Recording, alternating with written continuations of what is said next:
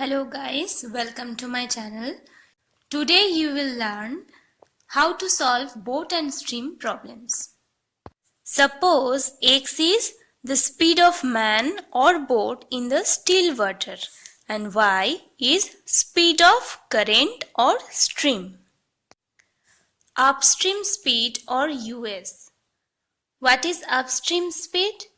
If a boat or a swimmer moves against the stream, it is called upstream speed. So what is that? So upstream speed is x minus y kilometer per hour or meter per hour or minute, whatever. So where x and y, it is already indicated. And downstream speed, it is ds. It is x plus y, that means speed of man plus speed of current. So what is downstream speed? If a boat or swimmer goes along the stream, then it is called downstream speed. So this is plus. For upstream speed, it will be minus. So when upstream and downstream is given, then from there you can calculate the speed of man or boat x. So x equal to us plus ds by 2 and y is equal to ds minus us by 2. So let's solve some problems. So first problem is a man rows 42 km upstream in 7 hours and a distance of 48 km in 4 hours downstream. What is the speed of the boat in still water? So upstream speed is 42 by 7 km per hour and downstream is 48 by 4 km per hour. So, what is the speed of boat in still water? Speed of boat is x, say x. So, it is equal to, downstream plus upstream by 2. So, you can write this 42 by 7 plus 48 by 4 by 2. If you solve this, you will get 9 km per hour.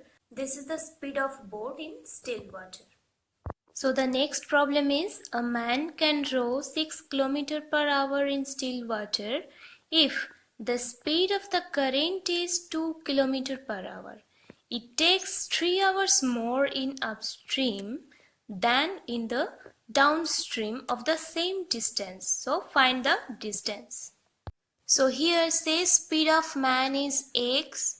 So it is 6 km per hour and speed of current is y, say, and it is 2 km per hour.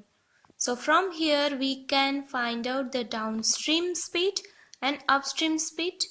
So downstream speed is x plus y, so 6 plus 2, it is 8 km per hour.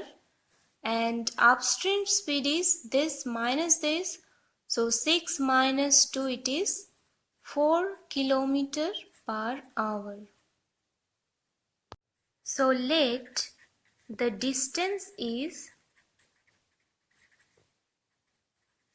d.